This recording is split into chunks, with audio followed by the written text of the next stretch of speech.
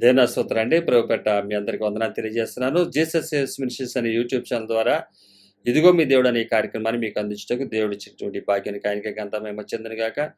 చిన్న ప్రార్థన ద్వారా ఈ కార్యక్రమం ప్రారంభించుకుందాం. పరలోకమందున మా తండ్రి నామమున స్తోత్రం. దయగల రాజా, ప్రేమగల మా దేవ, కృపామయుడు నాయన, సమాధాన అధిపతి, మా సృష్టికర్త మా దేవ, నీ పాసన రాజు అందుకే స్తోత్రం. నీ వర్తమానం చేత నాతో మాతో మాట్లాడమని మా ప్రియరక్షణ శివరాన్ని సముద్రాన్ని వేడుకొంచున్నాం పరమ తండ్రి. హల్లెలూయా, హల్లెలూయా, హల్లెలూయా. సర్వగంత మహిమ యేసయ్యకే చెందునుగాక.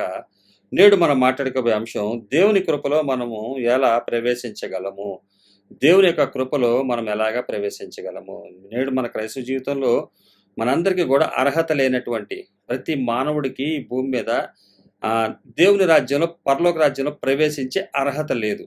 అర్హతని కోల్పోయినటువంటి మనిషికి కృప అనుగ్రహించబడింది. ఆ కృప దాంట్లో ప్రవేశించాలంటే విశ్వాసం కావాలని బైబిల్ గ్రంథం తెలియపరుస్తుంది. ఇది ఎంతమందికి అవగాహన ఉందో మరి నాకైతే తెలియదు. కానీ దేవుని యొక్క కృప యందు ప్రవేశం మనం కలగాలంటే, ప్రవేశించాలంటే విశ్వాసం కావాలని దైవ గ్రంథం తెలియపరుస్తుంది. రోమిలు రాసిన పత్రిక 5వ అధ్యాయము 2వ వచనంలో మనం చూసినట్లయితే, రోమిలు రాసిన పత్రిక 5వ అధ్యాయం 2వ వచనం, మరియు ఆయన ద్వారా మనము విశ్వాసం వలన ఈ కృపయందు ప్రవేశము గలవారమై అందులో నిలిచి ఉండి దేవుని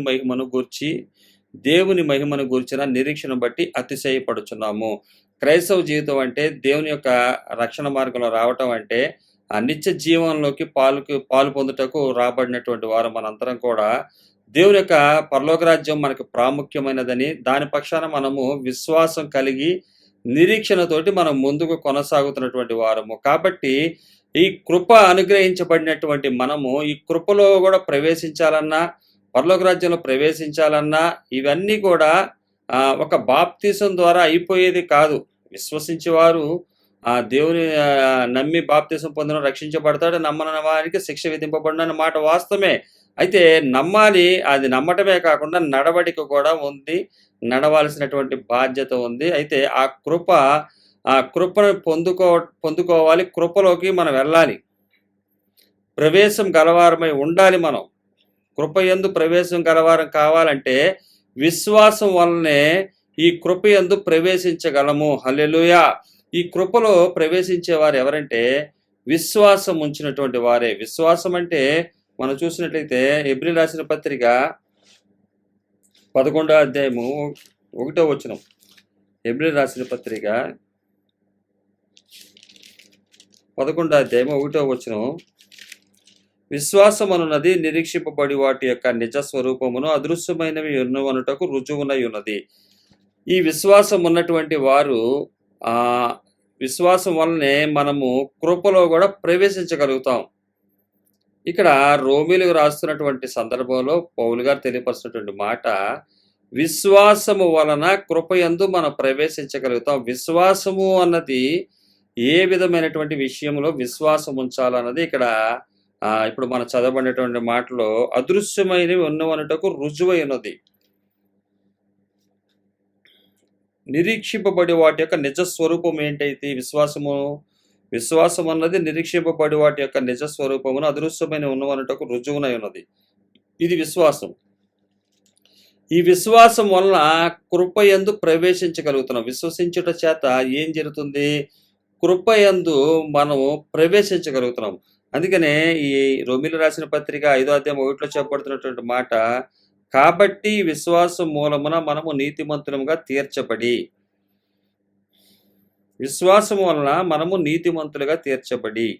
కాబట్టి అంటే 4వ అధ్యాయంలో ఉన్నటువంటి విషయాలన్నిటిని బట్టి ఉన్నటువంటి విషయాల్లో నిరీక్షణ సంబంధించి, అలాగే విశ్వాసానికి సంబంధించినటువంటి విషయాలు ఏదైతే ఉందో అవన్నీ తెలియపరిచి రోమీయులకు రాసిన పత్రిక 4వ అధ్యాయంలో, అలాగే 5వ వచనం వచ్చేసరికి, కాబట్టి ఇప్పుడు ఏం చేస్తున్నారంటే విశ్వాసం మూలంగా నీతిమంతులుగా తీర్చబడి మన ప్రభువైన యేసుక్రీస్తు ద్వారా దేవునితో సమాధానము మనము కలిగి ఉందాం. ఈ విషయాలు మనం ధ్యానించడం గల కారణం ఏంటంటే, క్రైస్తవ జీవితంలో, విశ్వాస జీవితంలో మనం నిరీక్షిస్తున్నది అదృశ్యమైన వాటి విషయాలు.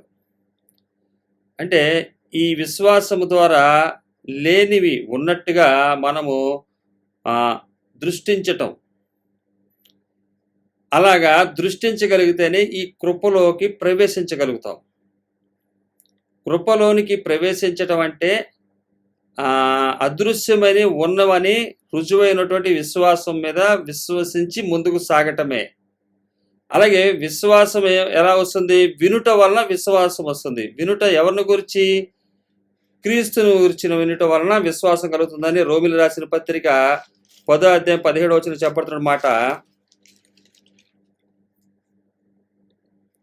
వినుట వలన ఏమొస్తుందంట? విశ్వాసం వస్తుందండి. కాగా వినుట వలన విశ్వాసం కలుగును. వినుట క్రీస్తుని గురించిన మాట వలన కలుగును. ఈ విశ్వాసం ఎలా కలుగుతుంది?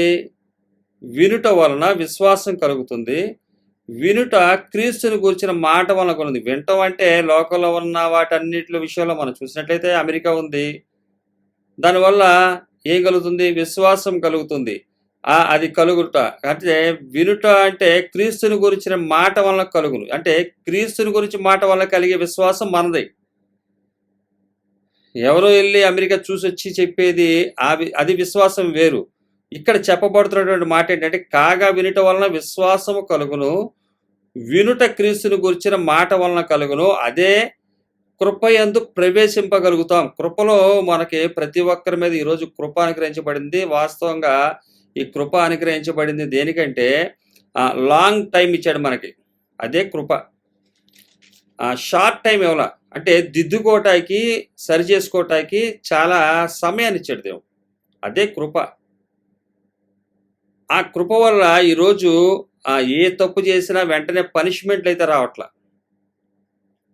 ఇజ్రాయెల్ ప్రజల విషయాల్లో వాళ్ళు ఎప్పుడైతే సనిగారో, గొణిగారో కొన్ని విషయాల్లో వెంటనే దేవుని యొక్క ఉగ్రత అక్కడికి రాబడింది. కానీ నేడు ఉగ్రత అన్నది ఫైనల్, ఒకసారి ఇంకా. అయితే ఈ యొక్క కృప ఇచ్చింది అందుకే, అంతేగాని టైం ఇచ్చాడు. మళ్ళీ ఒకసారి 10 సార్ల 100 సార్ల టైం ఇచ్చాడు. అది మన చేతిలో ఉంది. అదే కృప. అయితే ఈ కృపలోకి ప్రవేశించినటువంటి మనము ఏ విధంగా ప్రవేశిస్తున్నామంటే, విశ్వాసం వలన ఈ కృప యందు ప్రవేశం గలవారమై, ఈ కృపలోకి ప్రవేశించినటువంటి వారమై, ఈ విశ్వాసం ద్వారా కృపలో ప్రవేశించాం. అయితే ఇది క్రైస్తవ జీవితంలో క్రీస్తుని అంగీకరించినటువంటి వారి విషయం చెప్పబడుతున్నటువంటి మాట. లోకస్తులకు కూడా ఈ యొక్క గ్రేస్ అనుగ్రహించబడింది. అయితే వారికి పాత నిబంధన గ్రంథమే కానీ, క్రొత్త నిబంధన గ్రంథములోనే కానీ ఎక్కడా కూడా వారికి వెంటనే శిక్షలు వచ్చినట్టుగా మనం ఎక్కడ చూడం. కానీ క్రైస్తవ జీవితంలో అంటే యేసుక్రీస్తు వారి యెహోవా దేవుని అనుసరించే వారందరూ కూడా ఆయన మాటను, ఆజ్ఞను అనుసరించాలి. లేని పక్షంలో వెంటనే శిక్షను చూసేవాళ్ళు. అలాగే క్రైస్తవ జీవితంలో కూడా శిక్షను చూడాల్సింది. కానీ కృప ఏం చేసిందంటే లాంగ్ టైం ఇచ్చింది. అదంటే ఎక్కువ సమయాన్ని ఇచ్చింది సరి చేసుకోవటానికి. 1కి 2 సార్లు, ఎన్నో సార్లు 7 మార్లు మట్టుగా క్షమించాలంటే 77 ఏళ్ల మటుకు 77 సార్లు వరకు కూడా నీ సహోదరుని ఎడల తప్పు చేస్తే క్షమించమని బైబిల్లో రాయబడి ఉంది క్రొత్త నిబంధనలో. అలాగే ఇక్కడ మనం చూసినట్టయితే ఈ కృప ఏంటంటే, మనము అనేకమైనటువంటి అపరాధాలు, నేరాలు చేసినప్పుడు అనుగ్రహించబడింది కృప. గత కార్యక్రమంలో మనం చూసాము. లాస్ట్ కార్యక్రమంలో ఆడియో రూపంగా మాట్లాడినటువంటి దేవుడు తన కనికరం చొప్పున అక్కడ మనం చూసింది ఏంటంటే, పాపము ఎక్కడైతే విస్తరించిందో కృప అపరిమితముగా విస్తరించింది.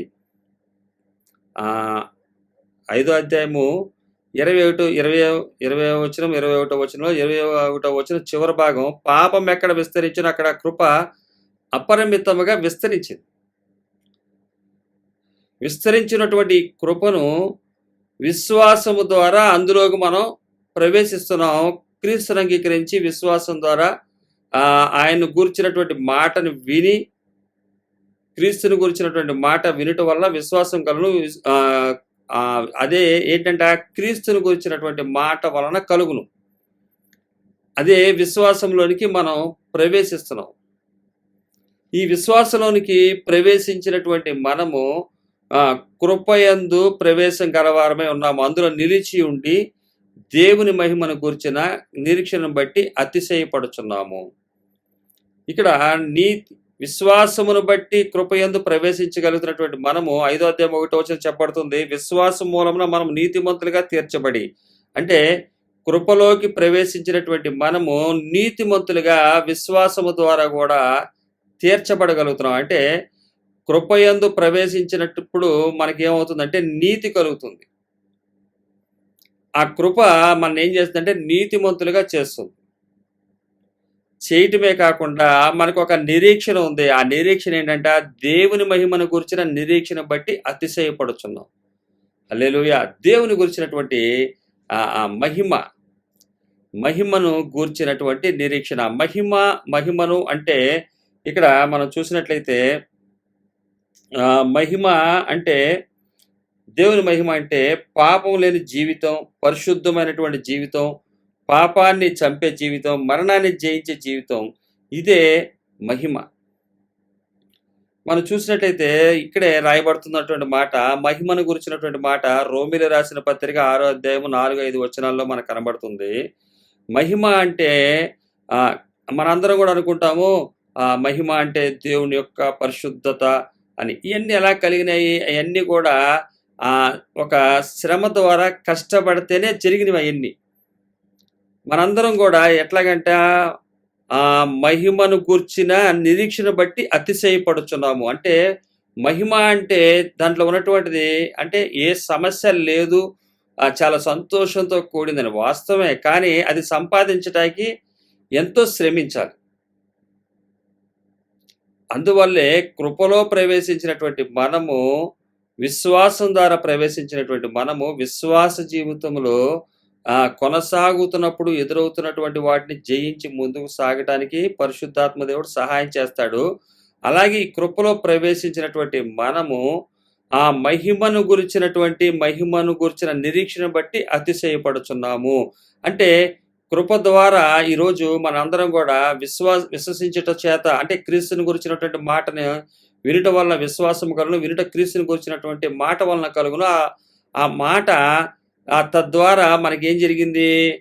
విశ్వాసంలో నుంచి కృపయందు ప్రవేశించినటువంటి మనము మహిమను గురించిన నిరీక్షణ బట్టి అతిశయపడుచున్నాం. వాస్తవంగా మనందరం కూడా ఆ మహిమను గురించి, ఆ మహిమ ఎటువంటిదంటే అది పాపం లేనటువంటి జీవితం అన్నమాట. మహిమ అంటే దానికి సాదృశ్యం ఏంటంటే పాపం లేనటువంటి జీవితం, అంతే కదా.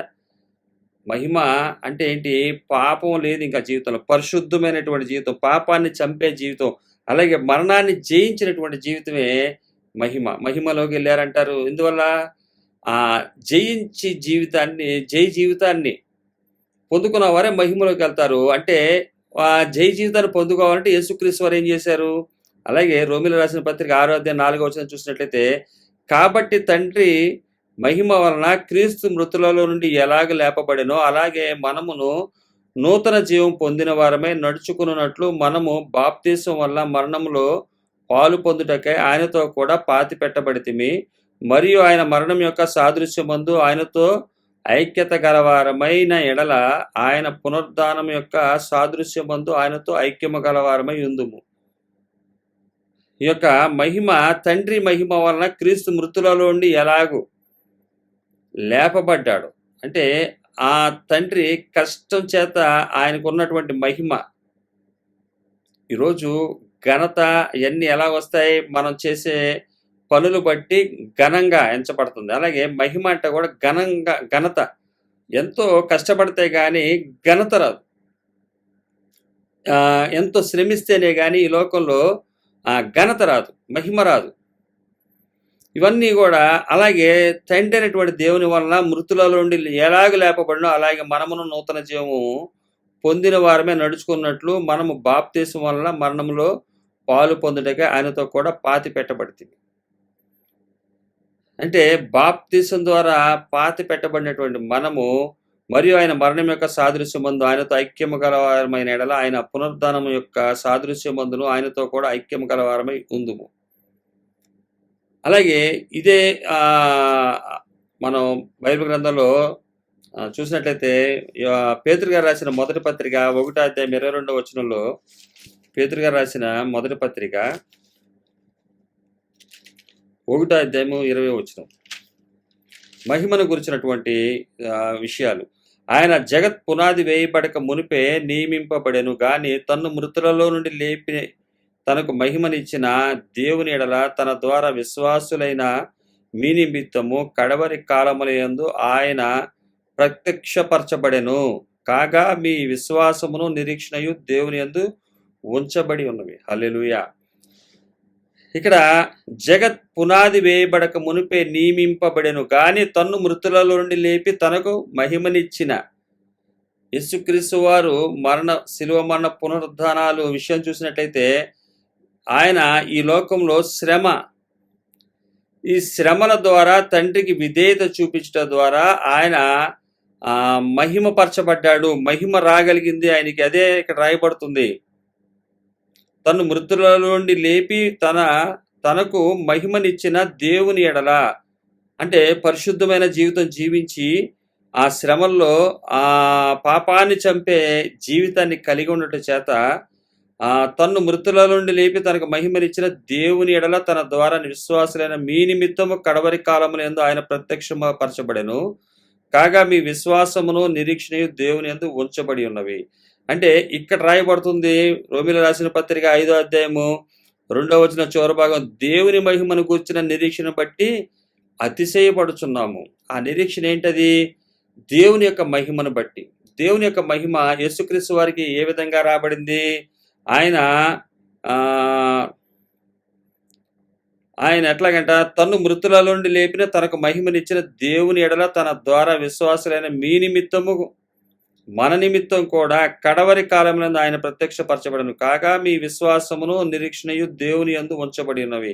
ఇక్కడ ఏదైతే మనం విశ్వసిస్తున్నామో, అంటే అదృశ్యమైనవి క్రీస్తుని గురించినటువంటి మాటలు, ఏదైతే యేసుక్రీస్తు వారి భూమి మీద ఉన్నప్పుడు మీకు నిత్య జీవం ఉన్నది, అది నా తండ్రి మీకు ఇస్తాడు అని చెప్పిన మాటలను వినుట చేత మనకి విశ్వాసం కలిగింది. ఈ విశ్వాసం ద్వారా కృపయందు మనం ప్రవేశించాం. ఆ కృపలోనికి ప్రవేశించుట ద్వారా మనకి ఏంటంటే నీతి కలుగుతుంది. నీతి తర్వాత దేవుని యొక్క సమాధానం కూడా కలిగి ఉండుము. ఇది ఇక్కడ రాయబడుతుంది 5వ అధ్యాయం 1వ వచనం రోమీయులకు రాసిన పత్రిక. కాబట్టి విశ్వాసం మూలమున మనం నీతిమంతులుగా తీర్చబడి మనము మన ప్రభు అయిన యేసుక్రీస్తు ద్వారా దేవునితో సమాధానము కలిగి ఉందాం. సమాధానము కలిగి ఉందాం. నా శాంతినే మీకు ఇస్తున్నాను అన్నాడు యేసుక్రీస్తు వారు యోహాను సువార్త 14వ అధ్యాయం 27వ వచనంలో. యోహాను సువార్త 14వ అధ్యాయం 27వ వచనంలో నా శాంతిని మీకు అనుగ్రహించి వెళుతున్నానని చెప్పి యేసుక్రీస్తు వారు చెప్తున్నటువంటి మాట మనం ఇక్కడ చూడగలం. యోహాను రాసిన పత్రిక 14వ అధ్యాయం 27వ వచనం. శాంతి మీకు అనుగ్రహించి వెళ్ళుచున్నాను, నా శాంతిని మీకు అనుగ్రహించుచున్నాను, లోకమిచ్చినట్టుగా నేను మీకు అనుగ్రహించటలేదు. మీ హృదయమును కలవరపడనీయకుడి, వెరవనీయకుడి. ఇవన్నీ మహిమను గురించినటువంటి నిరీక్షణతో అతిశయించుచున్నాం మనందరం కూడా. హల్లెలూయా. క్రైస్తవ జీవితంలో మన అతిశయం ఏంటంటే ఆ మహిమను గురించినటువంటి నిరీక్షణను బట్టి మన అతిశయం. నిరీక్షణ అంటే హోప్, నమ్మకం. ఫెయిత్ అన్నా కూడా, విశ్వాసం అన్నా కూడా అది నమ్మకం. నమ్ముతున్నాం. అదృశ్యమైనవి ఉన్నవనటం. అది ఎవరు చెప్పారు? అది యేసుక్రీస్తు వారు చెప్పారు. యేసుక్రీస్తు వారు ఏం చెప్పారు? ఆయన తండ్రి దగ్గర అనేక నివాసములు కలవు, ఆ నివాస నేను వాటిని మీ కొరకు గృహాలు నిర్మించబోతున్నానని చెప్పాడు ఆయన. ఇదే 14వ అధ్యాయము యోహాను సువార్తలో మనం చూసినట్టయితే, నా తండ్రి ఇంట అనేక నివాసములు కలవు, లేకపోతే నేను చెప్పేవాడు కదా. 14వ అధ్యాయం 2వ వచనము, నా తండ్రి ఇంట అనేక నివాసములు కలవు, లేని ఎడల మీతో చెప్పుదును, మీకు స్థలం సిద్ధపరచ వెళ్ళుచున్నాను. నేను వెళ్ళి మీకు స్థలం సిద్ధపరిచిన ఎడల నేనుండు స్థలములో మీరును ఉండులాగున వచ్చి నా యొద్ద నుండుటకు మిమ్మును తీసుకొని పోవుదును. ఈ మాట ఏ రోజు ఏ దైవజనులైతే, సేవకులైతే, శిష్యులైతే తెలియపరుస్తున్నారో ఆ మాట వింటున్నామో, ఆ వింటున్నటువంటి మనకు వస్తున్నటువంటిది విశ్వాసం. ఈ విశ్వాసం ద్వారా మనం ఏం చేస్తున్నాం అంటే కృపలోకి ప్రవేశిస్తున్నాం. అందరికీ ఇవ్వబడింది, అది అర్థం చేసుకునే వాళ్ళకి తెలుస్తుంది. ఇప్పుడు మన మీద ఉన్నటువంటి రుణాలు తీరిపోయినాయని తెలియపరచడానికి ఎవరైనా వచ్చి తెలియపరిస్తేనే ఆ రుణాలు ఏ విధంగా తీరినాయి, ఎలా తీర్చారు, ఎవరు తీర్చారన్నది తెలుస్తుంది. ఇప్పుడు గవర్నమెంట్స్ ఉంటాయి, మేము వస్తే రైతులకి బంగారం మీద ఉన్నటువంటి వాటి మీద ఉన్నటువంటి అప్పుల్ని మేము తీర్చేస్తామంటారు. అయితే తీరిపోతాయి, తీరుస్తారు. తీరిస్తే కానీ తెలుసుకోలేనటువంటి రైతుల పరిస్థితి ఏంటి? కొంత పీరియడ్ వరకు దాన్ని వాళ్ళు చెప్తారు గవర్నమెంటు. లోపు వెళ్ళలేనప్పుడు ఏమవుతది? ఇంకా నేను రుణస్థుడినే, ఇంకా నా రుణం అక్కడ ఉందన్నదే వెళ్ళలేనటువంటి వారు, తెలుసుకోలేనటువంటి వారు, వినలేనటువంటి వారి పరిస్థితి. మీరు విమోచింపబడ్డారయ్యా, బంగారం అప్పుల్లో నుంచి మీకు తీసివేసింది గవర్నమెంట్, మిమ్మల్ని క్షమించింది. మీకు గవర్నమెంటు తద్వారా మీకు అంటే క్షమించడం అంటే మీకు విడుదల ఇచ్చింది అని చెప్పినప్పుడు దాన్ని వినలేదు. అంటే గవర్నమెంట్ ఏదైతే ప్రవేశపెట్టిందో రుణమాఫీని వీరు అందులో ప్రవేశించలేదు. ఈరోజు కృప మనకు అనుగ్రహించబడింది అదే. పాపాలన్నీ కూడా క్షమించబడ్డాయి. అయితే ఆ కృప యందు ప్రవేశించగలిగినట్లయితే యేసుక్రీస్తు వారిని గురించినటువంటి మాటను బట్టి యేసుక్రీస్తు వారి యొక్క జీవిత విధానాన్ని గురించి తెలియపరిచినప్పుడు విశ్వసించినటువంటి వారు ఆ కృపలోనికి ప్రవేశిస్తారు. అంటే విన్న తర్వాత విశ్వసిస్తారు, విశ్వసించిన తర్వాత కృపలో ప్రవేశిస్తారు. కృపలో ప్రవేశించిన తర్వాత నీతిమంతులుగా మార్చబడి సమాధానం అనుగ్రహించబడుతుంది. ఆత్మ కలిగించే దేవుని ఆత్మ ద్వారా కలిగే సమాధానం. యేసుక్రీస్తు వారికి ఈ భూమి మీద ఉన్నప్పుడు ఆయన పెద్ద పెద్ద బిల్డింగుల్లోనో లేకపోతే విస్తారమైనటువంటి ఆస్తులు, పొలాలు, భూములు కలిగి ఆయన సమాధానంగా లేడు. ఆయన ఇచ్చే సమాధానము ఎటువంటిదంటే ఆయన మాటలో ఉన్నటువంటి శక్తి ద్వారా మనకు అనుగ్రహించబడుతుంది. అది ఆత్మ కలిగించే ఐక్యత ద్వారా వస్తుంది. ఎఫెసీయులకు రాసిన పత్రిక మనం చూసినట్టయితే ఎఫెసీయులకు రాసిన పత్రికలో 4వ అధ్యాయం 1 నుంచి ఉన్నటువంటి వచనాలు మనం చూడగలం. ఆత్మ కలిగించే ఐక్యతను కాపాడుకునేటందుకు శ్రద్ధ కలిగి మనం జీవించాలి. ఈ యొక్క క్రైస్తవ జీవితంలో ఈ విధమైనటువంటి స్థితి మనకి కృపలోకి ప్రవేశిస్తున్నాము. విశ్వాసం ద్వారా ప్రవేశించినటువంటి మనము నీతిమంతులుగా మార్చబడి, నీతిమంతులుగా మార్చబడుతున్నటువంటి వారికి తీర్చబడి, అలాగే సమాధానము దేవునితో సమాధానం కలిగి ఉందాం. సేమ్ దేవునితోటి మనం ఏం చేద్దాం? సమాధానం కలిగి ఉందాం. ఈ మహిమ అనేకమైనటువంటి ఆయన హింసల తర్వాత, మరణ పునరుద్ధానాల తర్వాత ఆయన మహిమపరచబడ్డాడు. ఆయన మహిమ ఆ విధమైనటువంటిది మనం చూడగలం. అలాగే కీర్తనాకారుడు తన కీర్తన గ్రంథంలో 8వ కీర్తనలో 8వ అధ్యాయం మహిమను గురించినటువంటి విషయం. యెహోవా మా ప్రభువా, ఆకాశములలో నీ మహిమను కనపరచువాడా. అంటే ఒక శ్రమ ద్వారానే మహిమను పొందుకోగలం. మరి ఆకాశములో ఆయన చేతి పనులు, మన చేతి పని, మన యొక్క ఈ యొక్క షర్టే కానీ ఇదంతా చేతి పని. ఏం కనబడుతుంది? అది మహిమ కనబడుతుంది. చేసిన వాని యొక్క మహిమ కనబడుతుంది. ఆకాశంలో ఏం చేస్తున్నాయంట? 8వ అధ్యాయం 1లో యెహోవా మా ప్రభువా, ఆకాశములలో నీ మహిమను కనుపరచువాడా. హల్లెలూయా. దేవుని యొక్క మహిమ చూడాలంటే, కష్టాన్ని చూడాలంటే ఆకాశం వైపు చూడండి. ఆయన మహిమ కనపరచబడుతుంది. భూమి అంతటా నీ నామం ఎంతో ప్రభావం గలది. ఈ మహిమ అందరికీ ఊరికే రాదు. ఎవరికి రాదని ఎవరు చెప్పారు? అందరికీ వస్తుంది ఇది. కాకపోతే శ్రమించాలి. మరి శ్రమిస్తేనే మహిమ వస్తుందంటే నమ్మరు. కష్టపడితే మాత్రం మంచి ఉద్యోగం వస్తుంది, బాగా చదివితే మంచి ఉద్యోగం వస్తుంది, బాగా ప్రార్థన చేస్తే దేవుడు దీవిస్తాడు అంటే ఫిజికల్గా, భౌతికంగా కనబడే క్షయమైపోయి వాడిని చూపిస్తే ఇది విశ్వాసం కలుగుతుంది. క్రీస్తుని గురించినటువంటి మాట వల్ల విశ్వాసం కలిగిద్దన్నాడా? లోకంలో చూపిస్తున్నటువంటి విషయాలు బట్టి విశ్వాసం కలిగిద్దన్నారా? రోమిలు రాసి పౌలు గారు, వినుట వల్ల విశ్వాసం కలుగును, అది క్రీస్తుని గురించిన మాట వలన కలుగుతుంది. అది విశ్వాసంలోనికి అభివృద్ధి చెందాల్సినటువంటి వారు మనం. మనందరి మీద ఈరోజు కృప ఉందని తెలుసు, కానీ దేనికి వినియోగిస్తున్నారంటే కృపని పలానా కారు కొనుక్కుంటే అది కృప, ఇల్లు కొనుక్కుంటే కృప, పెద్ద సంఘం నిర్మాణం చేస్తే కృప, స్థలాలు కొంటే కృప, ఇక భౌతికంగా క్షయమైపోయే వస్తువులు కనబడితేనే కృప అంటున్నారు. అంటే ఇవన్నిటికి వ్యతిరేకమైందే కృప.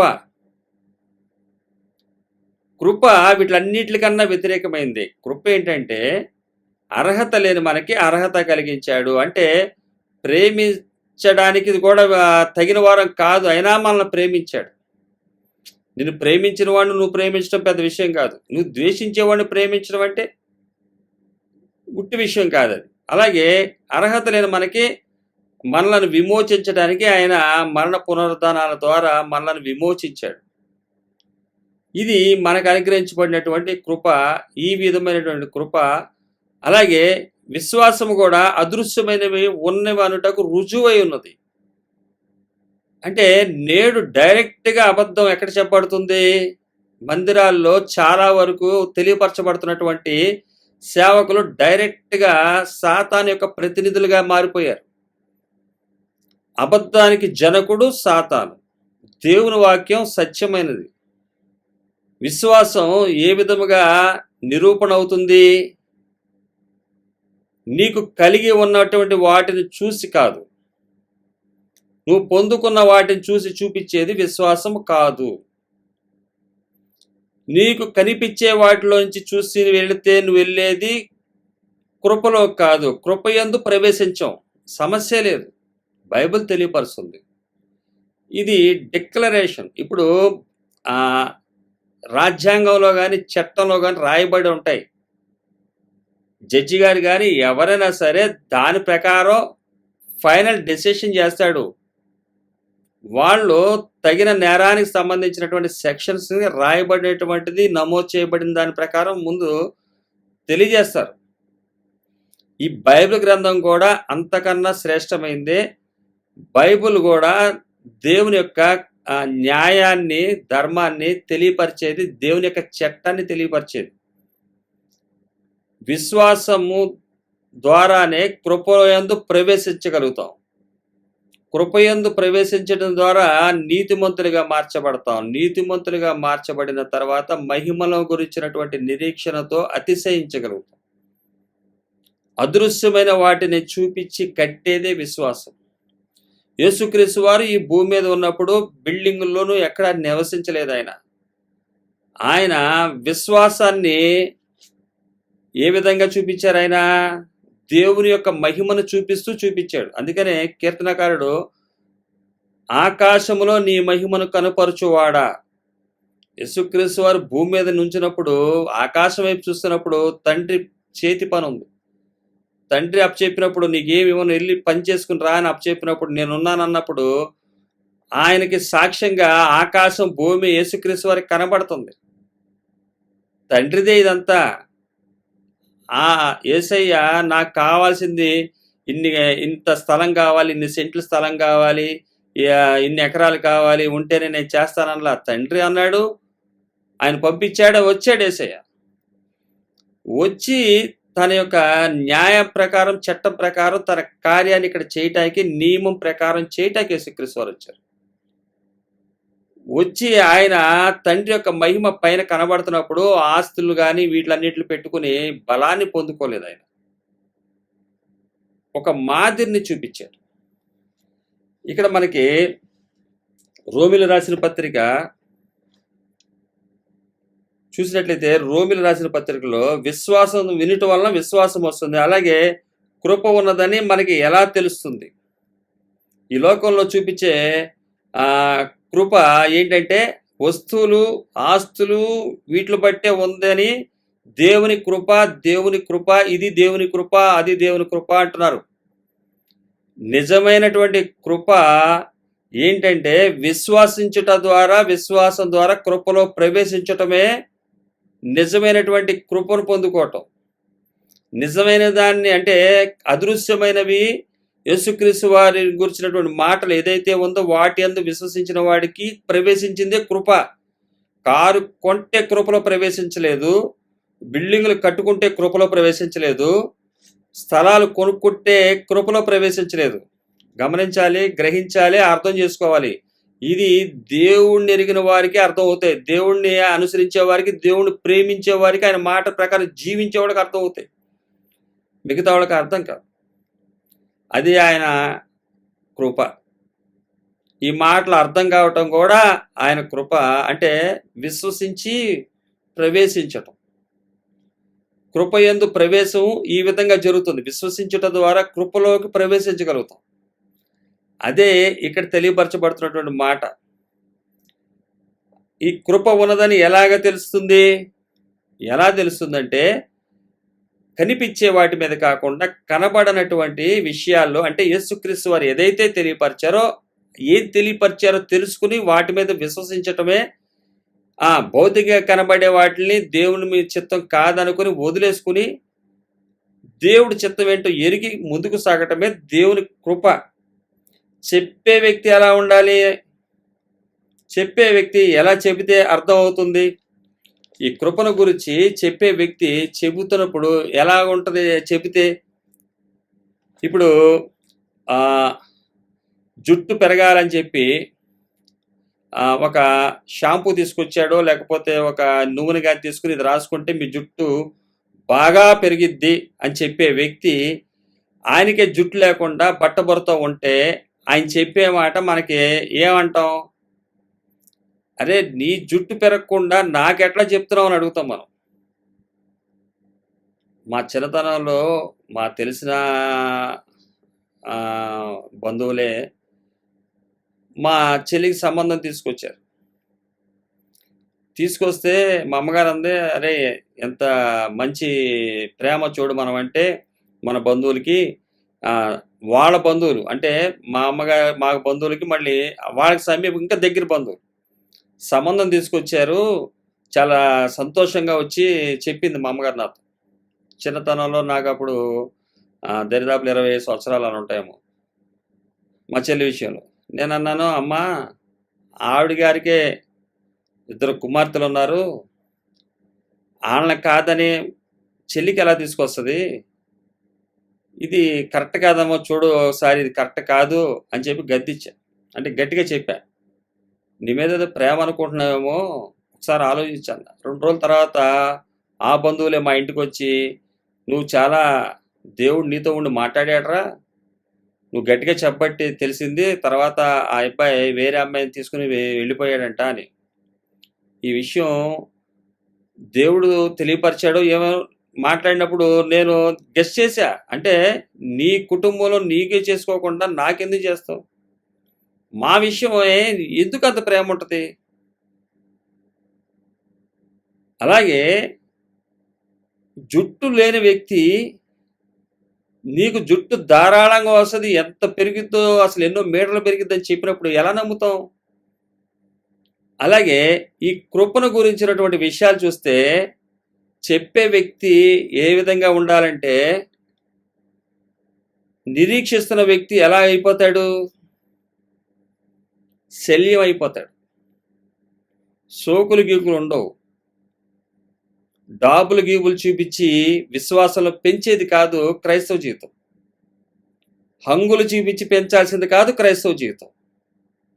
విశ్వాసాన్ని గురించి నిరీక్షిస్తున్నటువంటి వాటి విషయమై ఉన్న వ్యక్తి ఎలాగుంటాడో, ఒక ఆర్ట్ వేయమంటే ప్రతి వ్యక్తి వేయగలడు.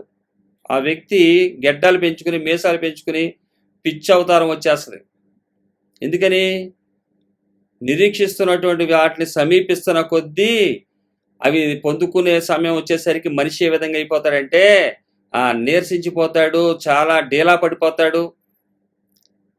అంటే ఆయనలో నిరీక్షణ విశ్వాసం తగ్గి కాదు, దానికోసం శరీరాన్ని ఏం చేస్తాడంటే నలగొట్టుకుంటాడు. శరీరం క్షీణించిపోయిన విశ్వాసాన్ని విడిచిపెట్టడు. హల్లెలూయా! ఇదే బైబిల్ గ్రంథం చెప్తుంది. అందుకని యేసుక్రీస్తు ఒక మాదిరి చూపించెళ్ళాడు. ఈరోజు చూపిస్తున్నటువంటి విశ్వాసం ఏంటి? ఈరోజు ఏం చూపించి మనం కట్టాలని చూస్తున్నారు? విశ్వాసం ఉందంటే, విశ్వాస జీవితం ఉందంటే, ప్రార్థన జీవితం ఉందంటే అనేకమైనటువంటి మొలిచినాయి కొమ్ములు వస్తాయి. ఫస్ట్ చెవులు, తర్వాత కొమ్ములు వస్తాయి. కొమ్ములు చూసి తర్వాత గేదె ఏం చేస్తుందంట? కొమ్ములు చూసి ముందొచ్చిన చెవుల కన్నా వెనకొచ్చిన కొమ్ములు చూసుకుని తనకున్న బలాన్ని చూపిస్తాడు.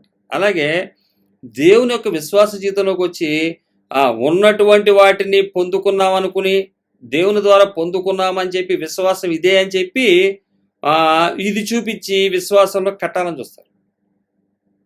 దేవుని వాక్యం ఏం సెలవిస్తుందో మనం గ్రహించాలి. చేతిలో ప్రతి ఒక్కరి చేతిలో దేవుని మహా కనికరం చొప్పున అన్ని భాషల్లోనూ అన్ని లాంగ్వేజ్లో వాడుక భాషలో కూడా బైబిళ్ళు సప్లై చేయబడ్డాయి. కళ్ళ ముందు కనిపిస్తుంటే ఈ విషయాన్ని మర్చిపోయి ఈ విషయాన్ని ప్రక్కన పెట్టి విశ్వాసం ద్వారా ఏం పొందుకుంటాము? కృపలోకి ప్రవేశిస్తాం.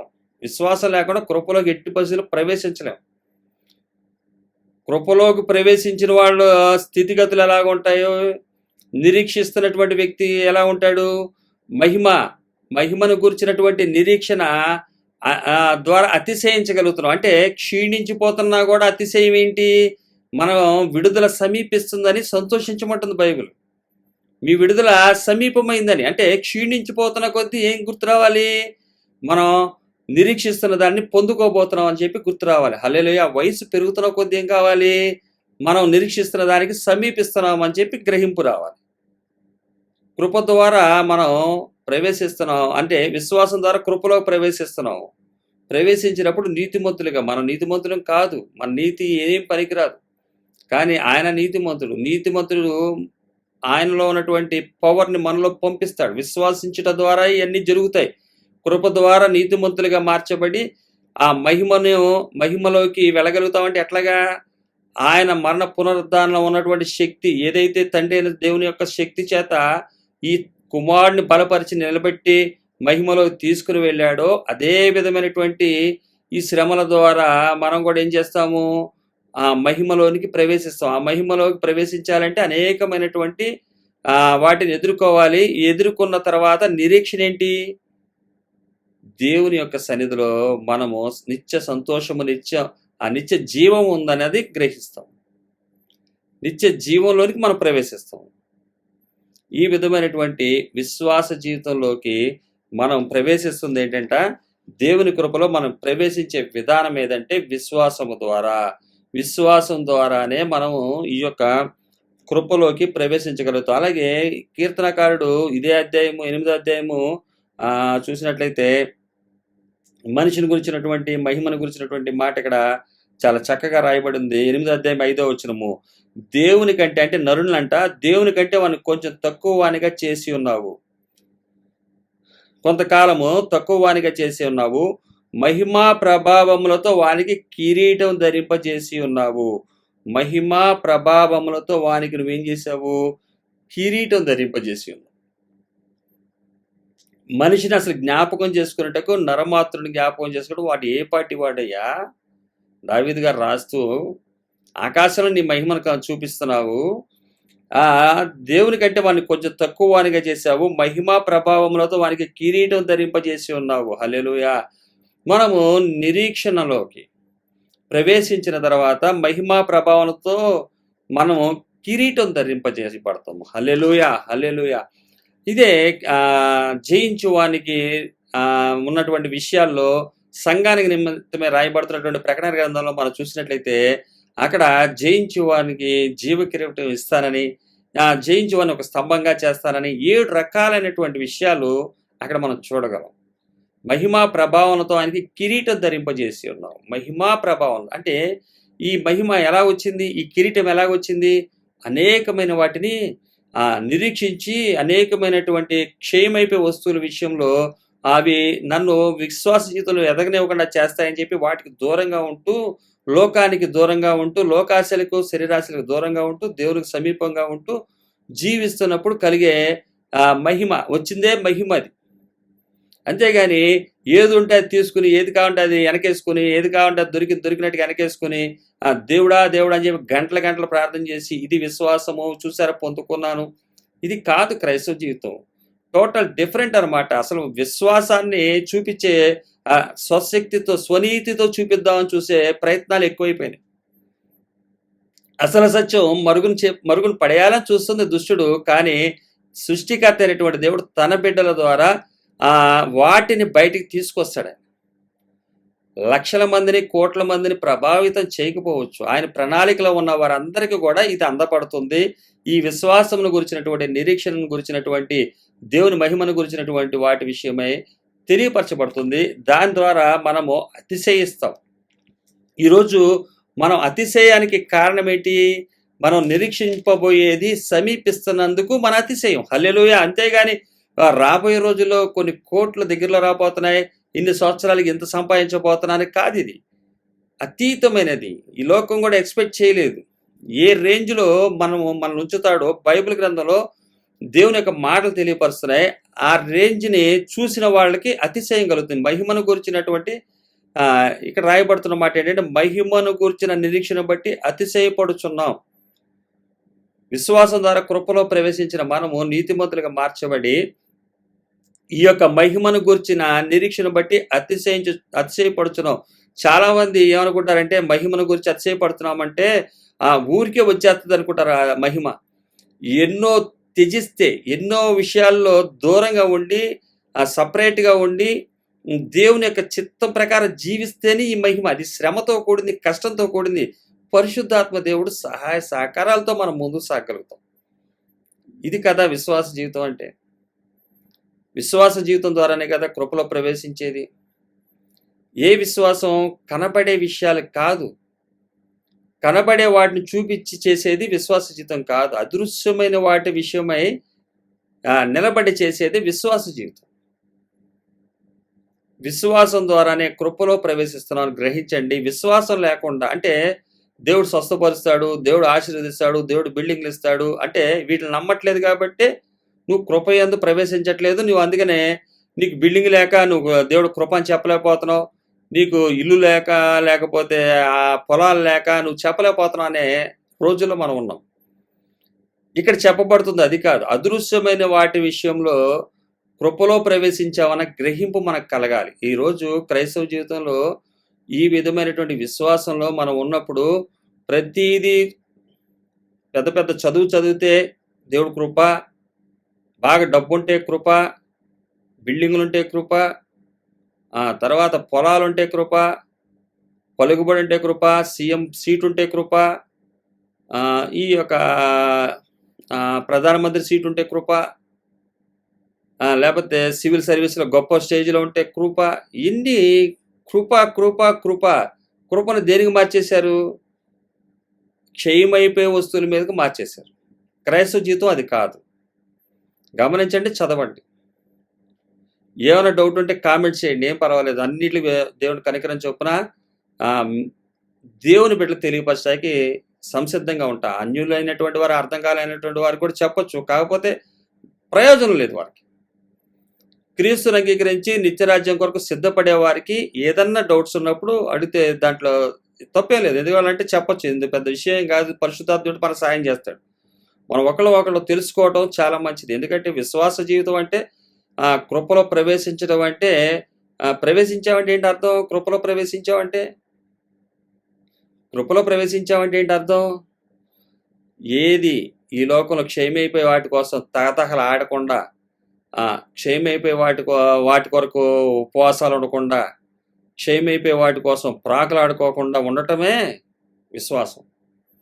అప్పుడు కృపలోకి ప్రవేశించాం అనమాట. కృపయందు ప్రవేశించినట్టు గుర్తించాలి. నిజంగా కొన్ని సందర్భాల్లో నేను చేసే రియల్ ఎస్టేట్లో దేవుడు కనికరం చొప్పున 20 సంవత్సరాలు అవుతుంది. పెద్ద పెద్ద డీల్స్ వస్తాయి. చిన్న విషయమే, చిన్న అబద్ధం ఆడితే చాలు లక్షలు మిగులుతాయి, కోట్లు వస్తాయి. ఈ మార్గాలన్నీ కూడా తెలుసు. 20 సంవత్సరాలు నాకు తెలుసు, నేను చూసా.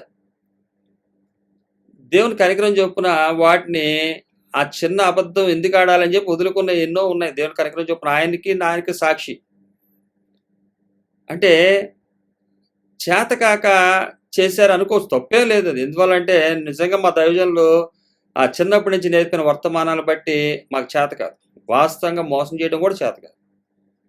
అయితే ఎన్నో విషయాల్లో వాటిని త్యజించి లక్షలను కూడా, ఒకతను 18 లక్షల విషయంలో ఒక అబద్ధం ఆడితే నేనేమన్నా, సరే ఓకే అన్న, ఏం పర్లేదు అన్నాను అంతే. ఎందువల్ల? అది మనకు తెలీదు. ఇది కృప. కృపయందు ప్రవేశించాం. విశ్వాసం ద్వారా ఏం చేసాం? కృపయందు ప్రవేశించాం. మన విశ్వాసం ఏంటి? దేవుడు చెప్పిన మాటలు నమ్మాం. దాని మీద విశ్వాసం ఉంచినప్పుడు మనం ఏమయ్యాం? కృపయందు ప్రవేశించాం. కృపయందు ప్రవేశించినప్పుడు ఏం జరుగుతుంది? అద్భుతాలు జరుగుతాయి. అద్భుతం అంటే ఏంటి? పరిశుద్ధ జీవితం. అద్భుతం అంటే ఏంటి? ఆశా నిగ్రహం. అంటే లోకాశ, నేత్రాశ, జీవోడంబం లేకపోవడమే పెద్ద అద్భుతం. హల్లెలూయా. అద్భుతం అంటే ఈ లోకంలో కనబడేది ఏంటంటే అల్లావుద్దీన్ అద్భుత దీపం. ఏం జరుగుతుంది? వెంటనే నువ్వు తెల్లారేసరికి ముఖ్యమంత్రి అయిపోతావు, తెల్లారేసరికి ప్రపంచ అధినేత అయిపోతావు, ప్రపంచంలోనే 10లో ఒకడు అవుతావు, అసలు 10లో ఫస్ట్ అయిపోతావు. ఇది అద్భుతం. ఈ లోకంలో సంబంధించింది అద్భుతం. కానీ బైబిల్ గ్రంథం చెప్పేది అద్భుతం అంటే పరిశుద్ధ జీవితం. అలాగే ఆశా నిగ్రహం కలిగి ఉండటమే అద్భుతం. దేవుడు కనికరం చొప్పున మనతో మాట్లాడుతున్నాడు. ఆయనకే సర్వగంత మహిమ చెందునుగాక. ఈరోజు విశ్వాసంలో అంటే కృపలో, దేవుని కృపలో మనం ఎలా ప్రవేశించగలము అన్న ఈ సందేశం ద్వారా దేవుడు మనకి అనేక విషయాలు తెలియపరిచాడు. నాకు తెలియపరిచాడు. నేను ఎంతో సంతోషించాను. అలాగే ఈ సందేశాల ద్వారా మనందరం కూడా క్రైస్తవ జీవితంలో దేవుని నిత్యరాజ్యం కొరకు, దేవుడంటే ప్రేమ కలిగినటువంటి వారిని కూడా ఈ సందేశం ఎంతో సంతోషపరుస్తుంది, ఎంతో నిబ్బరాన్నిస్తుంది. మహిమను గురించినటువంటి నిరీక్షణ బట్టి మనం అతిశయించున్నాం. ఆ మహిమను పొందుకోవటం ఏ విధంగా అన్నది క్రీస్తు వారు తెలియపరిచారు, చూపించాడు. ఆ మాదిరి ప్రకారం నడవటమే ద్వారానే పొందుకుంటాం మహిమ. దాన్ని గురించినటువంటిదే మన అతిశయం. ఏంట్రా నీ గొప్పతనం, ఏంటి నీ అతిశయం, ఏంట్రా నీ ధైర్యం అంటారు. అంటే ఒక్కొక్కరు చెప్తారు యేసుక్రీస్తు వారే అంటారు. కానీ వెనకాల బోల్డ్ బ్యాంక్ బ్యాలెన్స్లు, బోల్డ్ ఆస్తులు ఉంటాయి. కానీ దేవుడిలో ఉండి ఏంట్రా నీ ధైర్యం, ఏమి లేవు కదరా నీకు, అయినా ఏంటి నీ ధైర్యం అంటే ఆయనే మన ధైర్యం. అదే విశ్వాసం. ఆయన ఇచ్చినటువంటి విశ్వాసమే మన ధైర్యం. ఆ ధైర్యంతో మనందరం కూడా జీవించగలుగుతున్నాం. ఎందువల్లంటే విశ్వాసంతో ఆయన చెప్పిన మాటను మనం అంగీకరించాం, నమ్మాం. అందుకనే వినుట వలన విశ్వాసం కలుగును, వినుట క్రీస్తుని గురించినటువంటి మాట వలన కలుగును. క్రీస్తుని గురించినటువంటి మాట వలన కలిగే విశ్వాసం ద్వారా కృపయందు మనం ప్రవేశిస్తాం. కృపయందు ప్రవేశించినటువంటి మనము నీతిమంతులుగా ఉండి, నీతిమంతులుగా మార్చబడి, ఆయనతో పరిశుద్ధ జీవితం జీవిస్తానికి, మహిమలోనికి వెళ్ళటానికి, ఆ మహిమ ద్వారా నిరీక్షణ బట్టి అతిశయించున్నాం. ఆ మహిమను గురించినటువంటి నిరీక్షణ బట్టి మనం అతిశయించున్నాం. ఆ మహిమ ఊరికే రాదు, కానీ దానికి కావలసినటువంటి సహాయ సహకారాలు మన దేవుడు మనకు అందిస్తాడు. కాబట్టి తెలియపరిచే వాళ్ళు డబ్బు బోళ్ళు వెనకాలేసుకుని దీనంగా ఉండి చేయాల్సింది కాదు. మళ్ళీ అది మోసం. అది సువార్తను అందించేవారు ఏ విధమైనటువంటి జీవితం జీవించాలంటే క్రైస్తవ జీవితంలో తెలియపరుస్తుంది. యేసుక్రీస్తు వారు ఏ విధంగా అదృశ్యమైన వాటి కొరకు ఆయన ఎదురు చూసి నిలబడ్డాడో అట్లాంటి విషయాలుగా కలిగి ఉన్నటువంటి వారమే మనం ఉండాలి. అప్పుడే అది రాగలుగుతుంది. విశ్వాసం వచ్చేది అలాగా, కృప కూడా ప్రవేశించేది అలాగా. కానీ ఆ లోకం దృష్టిలో ఏవి లేనుళ్ళ కనబడి వెనకాల బోల్డ్ బినామీ పేర్లు పెట్టుకుని నువ్వు ప్రవేశించానని చెప్పి మోసం చేసుకోవడం తప్ప ప్రవేశించలేరు అందులో. నిజంగా యేసుక్రీస్తు వారిలాగా ఆయన ఏమీ లేకుండా నక్కలకు బొరియలను ఆకాశ పక్షులు గూళ్ళు ఉన్నాయి, కానీ మనిషి కుమారుడు తల వాల్చుకుంటకు చోటు లేకుండా ఉన్నాడు ఆయన అన్నాడు. అంత మాత్రం ఉందా? ఆయన సమాధికి యోసేపు దగ్గర సమాధి అద్దె తీసుకున్నాడు. వేరే ఒక ధనవంతుడు ఇచ్చాడు. మరి ఇంకా అప్పుడే కదా తెలుస్తుంది ఆస్తి ఎంత ఉందో. మరి ఈ పలానా పొలంలో పెట్టు, మనకి అక్కడ మెయిన్ రోడ్లో ఉన్న పొలంలో పెట్టు దేహాన్ని అని చెప్పి చెప్పుకుంటారు ఉన్నవాళ్ళు. చివరి మూమెంట్లోనే తెలుస్తుంది అది. కానీ యేసుక్రీస్తు వారిని గురించి చూస్తే ఆయనకి ఒక ధనవంతుడి దగ్గర సమాధిలో ఉంచారు. ఆయన యెషయా గ్రంథంలో కూడా రాయబడి ఉంది, మనం మత్తయి సువార్తలో ఇట్లా రాయబడి ఉంది. అలాగే యేసుక్రీస్తు వారు తెలియపరిచినప్పుడు ఆయన ఏ విధంగా ఆయన విశ్వాసాన్ని కలిగి ఉన్నాడు. విశ్వాసం కొరకు ఆయన మహిమపరచబడటం కొరకు శ్రమను అనుభవించాడు, శ్రమను సహించాడు, తద్వారా మనకు విమోచించాడు, అలాగే తిరిగి లేచాడు, తండ్రి మాటకి విధేయుడయ్యాడు. ఈ గుణాలన్నీ కూడా మనందరికీ కూడా రాగలుటకు ఆయన ఒక మాదిరి చూపించాడు. అలాగే కృపయందు ప్రవేశించేవారు గుర్తుంచుకోవాల్సింది, విశ్వాసం ద్వారా మనం కృపయందు ప్రవేశిస్తాం. విశ్వాసం అంటే కనిపించే వాటిని చూసి వచ్చేది కాదు. మొదటగా మనం గుర్తించాల్సింది ఇది. కనిపించే వాటిని చూపించి చెప్పేది కృప కాదు. ఇంకా డౌట్స్ ఉంటే మరొకసారి ఈ యొక్క రోమిలకు రాసిన పత్రిక 5వ అధ్యాయము చదివితే మనకు అర్థమవుతుంది. తర్వాత భాగాల్లో కూడా మన మిగతా వచనాలు ఈ మహిమను గురించినటువంటి నిరీక్షణ బట్టి అతిశయపడుచున్న వారిలో జరగబోయేవి, అంటే ఈ మహిమను గురించి జరగబోయే కార్యాలు చూసినట్లయితే 3-4 నుంచి ఉన్నటువంటి వచనాలు మనకు చూడగలుగుతాం. దేవుడు తన కార్యక్రమం చొప్పున తర్వాత మనం ఈ వాక్యాలను కూడా మిగతాయి కూడా చూద్దాం. దేవుడు తన కార్యక్రమం చొప్పున మనం బలపరచును గాక. ఈ నిరీక్షణలో జీవితంలో అతిశయించున్న మనము బలం పొందుకుంటకు పరిశుద్ధాత్మ దేవుడు మనకు అన్ని విధాల సాయశక్తుల సహాయ సహకారాలు మనకు అందించును గాక. దేవుడు తన కనికరము ఎల్లవేళ మన మీద ఉంచి పరిశుద్ధాత్మ ద్వారా ఆత్మ కలిగించే సమాధానాన్ని, ఐక్యతని కాపాడుకుంటూ ముందుకు సాటుకు పరిశుద్ధాత్మ దేవుడు మనకు సహాయం చేయను గాక. ఈ మాటల ద్వారా దేవుడు మనం దీవించను గాక. చిన్న ప్రార్థన ద్వారా ఈ కార్యక్రమం ముగిద్దాం. పరలోకమందున మాత్రమే నామమున స్తోత్రం. దయగల రాజా, ప్రేమల మా దేవ, కృపామయుడు నాయన, సమాధాన గణపతి, మా సృష్టికర్త మా దేవ, నీ వర్తమాన చేత మాతో మాట్లాడావు. ఆయన కృపయందు ఎలాగ ప్రవేశించగలమని, అది విశ్వాసం ద్వారానే ప్రవేశించగలమని. అది విశ్వాసం అంటే దేవా తండ్రి అదృశ్యమైన వాటిని చూపించి కట్టేదే విశ్వాసము. అటువంటి విశ్వాసం ద్వారానే దేవా తండ్రి నాయన ఈ యొక్క కృపలో ప్రవేశించగలం. కానీ నేడు సమాజంలో తెలియపరుస్తుంది ఏంటంటే, బిల్డింగుల్లోనూ లేకపోతే ఆస్తుల్లోనూ పెద్ద పెద్ద వాటి విషయాల్లోనూ కృపలో ఉన్నామని, కృపలో ప్రవేశించేసామని, కృప పొందుకున్నామని దుష్ప్రచారం జరుగుతుందయ్యా. ప్రభువా, అబద్ధానికి జనకుడైనటువంటి దుష్టుని యొక్క మాటలు తండ్రి నాయన, వాటిలో నుంచి విడుదల కావాలని నువ్వు కోరుకుంటున్నావు తండ్రి. ఈ మాటల ద్వారా నాతో మాతో మాట్లాడు మా ప్రభువా. సర్వగంత మహిమ నీకు అయ్యా. నువ్వు వెచ్చపడాలి, మేము తగ్గపడాలి. విశ్వాసం అన్నది దేవ అదృశ్యమని ఉన్నటకు రుజువై ఉన్నదయ్యా.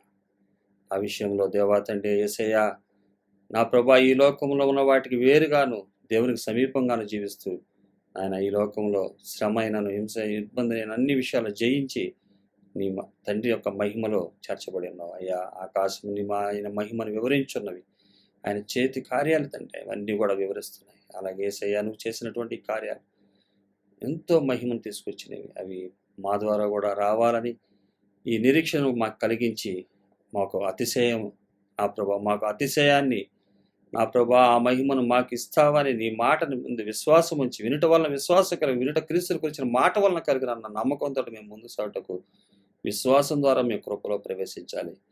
అది నాయన నీకు మహిమార్థంగా తీసుకొచ్చేది తండ్రి. ఆ నిరీక్షణ కొరకు ఈ జ్ఞానం కలిగి మేము ముందు సాటుకు పరిశుద్ధాత్మ దేవ సహాయం చేయండి. వర్తమాన చేత నాతో మాతో మాట్లాడినందుకు వందనాలు. సర్వగంత మహిమ నీకే తెలుసు. నీ సన్నిధాన వేళ మాతో నడిపించమని మా ప్రియరక్షణ శిఖరాన్ని సింబత్రాలు వేడుకొంచున్నాం పరమ తండ్రి. ఆమె. హల్లెలూయా, హల్లెలూయా, హల్లెలూయా. సర్వగంత మహిమ యేసయ్యకే చెందును గాక. ఆమె. Thank you.